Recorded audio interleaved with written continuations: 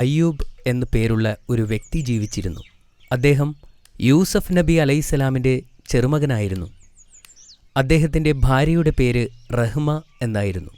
അവർ രണ്ടുപേരും സന്തോഷത്തോടെ ജീവിച്ചു. അള്ളാഹു അദ്ദേഹത്തിന് ധാരാളം മക്കളെ നൽകി. അദ്ദേഹം വളരെ സമ്പന്നനായിരുന്നു. അദ്ദേഹത്തിന് ധാരാളം ഭൂമി സ്വന്തമായിട്ടുണ്ടായിരുന്നു. കൂടാതെ ധാരാളം പശുക്കളുമുണ്ടായിരുന്നു. അദ്ദേഹം അള്ളാഹുവിൻ്റെ ആത്മാർത്ഥതയുള്ള ആരാധകരിൽ ഒരാളായിരുന്നു. അള്ളാഹു അദ്ദേഹത്തിന് നൽകിയിട്ടുള്ള എല്ലാ അനുഗ്രഹങ്ങൾക്കും നന്ദി പ്രകടിപ്പിച്ചിരുന്നു. അദ്ദേഹം ദരിദ്രരെ സ്നേഹിച്ചിരുന്നു. അവർക്ക് ഭക്ഷണവും വസ്ത്രവും നൽകി എപ്പോഴും ഒരു അനാഥനെയോ ഒരു ദരിദ്രനെയോ തന്നോടൊപ്പം ഭക്ഷണം കഴിക്കാൻ ക്ഷണിച്ചിരുന്നു. ഒരിക്കൽ മലക്കുകൾ അള്ളാഹുവിൻ്റെ വിശ്വസ്ത ദാസന്മാരെക്കുറിച്ച് ചർച്ച ചെയ്യുകയായിരുന്നു. മലക്കുകളിൽ ഒരാൾ ഇങ്ങനെ പറഞ്ഞു: ഇന്ന് ഭൂമിയിൽ ജീവിച്ചിരിക്കുന്നതിൽ ഏറ്റവും മികച്ച സൃഷ്ടി അയ്യൂബ് നബിയാണ്. അദ്ദേഹം മാന്യനായ ഒരു വ്യക്തിയാണ്. അദ്ദേഹം എപ്പോഴും അള്ളാഹുവിനെ ഓർക്കുന്നു. അള്ളാഹുവിൻ്റെ അടിമകൾക്ക് ഏറ്റവും നല്ല മാതൃകയാണ് അദ്ദേഹം. മറ്റൊരു മലക്ക് പറഞ്ഞു: അള്ളാഹു ദീർഘായുസ്സും സമൃദ്ധിയും നൽകി അദ്ദേഹത്തെ അനുഗ്രഹിച്ചിരിക്കുന്നു. ദരിദ്രനെയും പാവപ്പെട്ടവനെയും അദ്ദേഹം സഹായിക്കുന്നു. അദ്ദേഹം അടിമകളെ വാങ്ങുകയും അവരെ സ്വതന്ത്രരാക്കുകയും ചെയ്യുന്നു. വളരെ ഉദാരമനസ്കനാണ്. മറ്റൊരു മലക്ക് കൂട്ടിച്ചേർത്തു. ശൈത്താൻ അവരുടെ സംഭാഷണം കേട്ടു. അവൻ വളരെ അസ്വസ്ഥനായി. പ്രവാചകനെ സമീപിച്ച് അള്ളാഹുവിനെതിരായി പ്രലോഭിപ്പിക്കാൻ അവൻ തീരുമാനിച്ചു. ആദ്യം അവൻ ജീവിതത്തിലെ നല്ല കാര്യങ്ങളെക്കുറിച്ച് മന്ത്രിച്ചുകൊണ്ട് അയ്യൂബ് നബിയെ പ്രാർത്ഥനകളിൽ നിന്നും അകറ്റാൻ ശ്രമിച്ചു. എന്നാൽ അയ്യൂബ് നബി സത്യവിശ്വാസിയായിരുന്നു.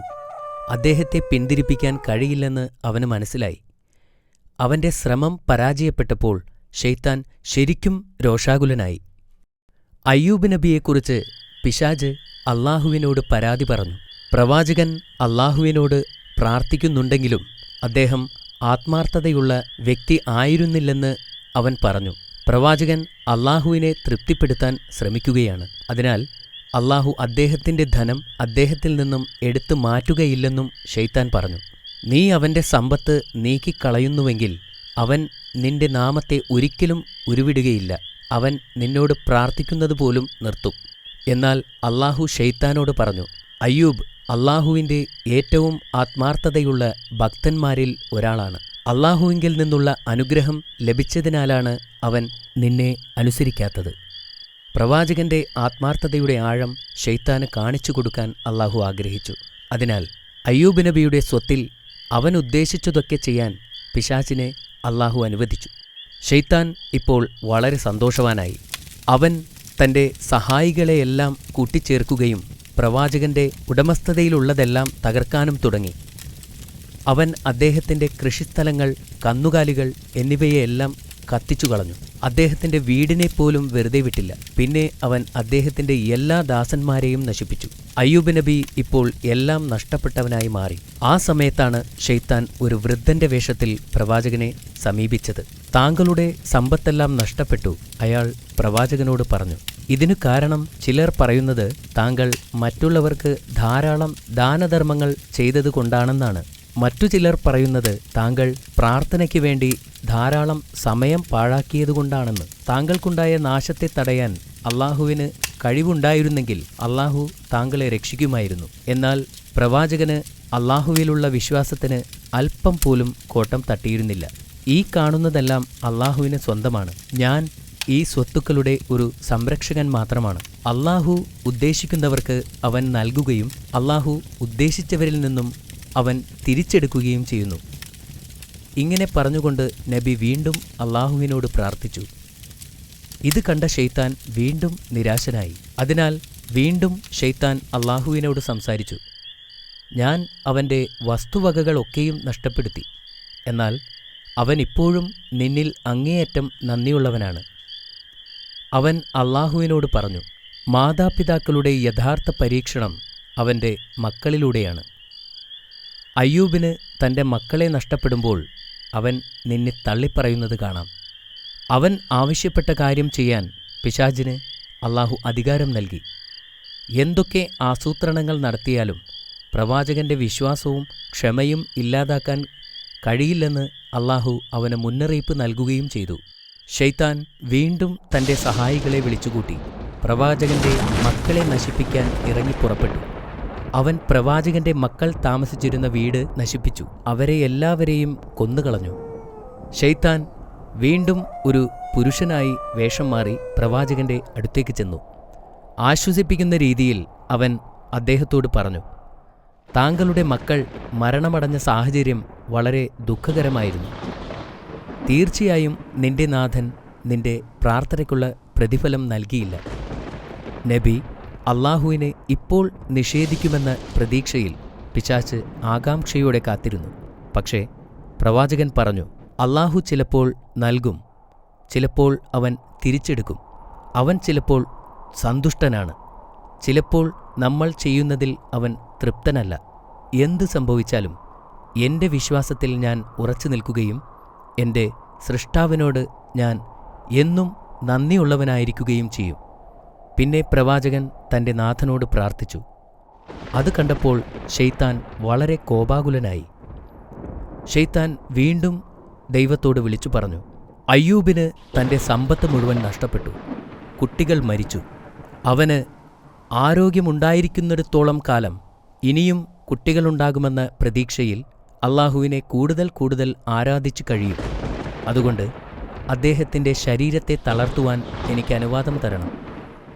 പിന്നീട് അവൻ ഒരിക്കലും അല്ലാഹുവിനെ ആരാധിക്കുകയില്ല. അവനൊരു നിഷേധിയായിത്തീരും. പിശാചിനെ ഒരു പാഠം പഠിപ്പിക്കണമെന്ന് അല്ലാഹു നിശ്ചയിച്ചു. അതിനാൽ അവൻ്റെ മൂന്നാമത്തെ ആവശ്യവും അല്ലാഹു അനുവദിച്ചു. എന്നാൽ ഒരു വ്യവസ്ഥ വച്ചു. പ്രവാചകന്റെ ശരീരത്തിൽ മാത്രമായിരിക്കും ശൈത്താൻ അധികാരം, മറിച്ച് അവൻ്റെ ആത്മാവിലോ ബുദ്ധിയിലോ അല്ല. പ്രവാചകൻ തീർച്ചയായും തൻ്റെ ദൈവത്തെ ഉപേക്ഷിക്കാൻ പോവുകയാണെന്ന് അറിയാമായിരുന്നതിനാൽ പിശാച് വളരെ സന്തുഷ്ടനായിരുന്നു. ഈ അധികാരം ഉപയോഗിച്ച് ശൈത്താൻ പ്രവാചകന്റെ ശരീരത്തിൽ പ്രവർത്തിക്കാൻ തുടങ്ങി. പ്രവാചകൻ രോഗബാധിതനായി. കുറച്ചു കഴിഞ്ഞപ്പോൾ നബിയുടെ ശരീരം വെറും അസ്ഥിയും തൊലിയും മാത്രമായി. എന്നാൽ പ്രവാചകൻ തൻ്റെ സകല വിശ്വാസങ്ങളിലും ശക്തമായി ഉറച്ചുനിന്നു. അദ്ദേഹം നിരാശനാവുകയോ സഹായത്തിനായി മറ്റുള്ളവരിലേക്ക് തിരിയുകയോ ചെയ്തില്ല. അല്ലാഹുവിൻ്റെ കാരുണ്യം പ്രതീക്ഷിച്ച് കാത്തിരുന്നു. അദ്ദേഹത്തിൻ്റെ അടുത്ത ബന്ധുക്കളും സുഹൃത്തുക്കൾ പോലും അദ്ദേഹത്തെ ഉപേക്ഷിച്ചു. ദയയും സ്നേഹവുമുള്ള അദ്ദേഹത്തിൻ്റെ ഭാര്യ മാത്രം അദ്ദേഹത്തിൻ്റെ കൂടെ നിന്നു. അവൾ പ്രവാചകനോട് ധാരാളം കരുണ കാണിക്കുകയും നന്നായി പരിചരിക്കുകയും ചെയ്തു. ശൈത്താൻ ഇപ്പോൾ തീർത്തും അസ്വസ്ഥനായിരുന്നു. അതിനാൽ അയാൾ ഒരു പുരുഷന്റെ രൂപത്തിൽ അവളുടെ അടുത്തു ചെന്നു. നിന്റെ ഭർത്താവ് എവിടെ എന്നവൻ ചോദിച്ചു. അവൾ കിടക്കയിൽ ഏതാണ്ട് ജീവനില്ലാത്ത രൂപത്തിൽ കിടക്കുന്ന നബിയെ ചൂണ്ടിക്കാണിച്ചുകൊണ്ട് പറഞ്ഞു, അദ്ദേഹം ഇവിടെയുണ്ട്, ജീവനും മരണത്തിനുമിടയിൽ കിടക്കുന്നു. അപ്പോൾ ശൈത്താൻ പ്രവാചകന് ആരോഗ്യവും സമ്പത്തും മക്കളുമുണ്ടായിരുന്ന കാലത്തെക്കുറിച്ച് പ്രവാചകന്റെ ഭാര്യയെ ഓർമ്മിപ്പിച്ചു. അവൾ വേദനയോടെ പറഞ്ഞു, കടന്നുപോയത് ക്ലേശകരമായ വർഷങ്ങളായിരുന്നു. അവളുടെ കണ്ണുകൾ നിറഞ്ഞൊഴുകാൻ തുടങ്ങി. എത്ര നാൾ അങ്ങ് നാഥനിൽ നിന്നുള്ള ഈ പീഡനം സഹിക്കും? അവൾ കരഞ്ഞുകൊണ്ട് പ്രവാചകനോട് ചോദിച്ചു, നമുക്ക് സമ്പത്തും മക്കളും സുഹൃത്തുക്കളും ഒന്നുമില്ലാതെ നിലനിൽക്കണമെന്നുണ്ടോ?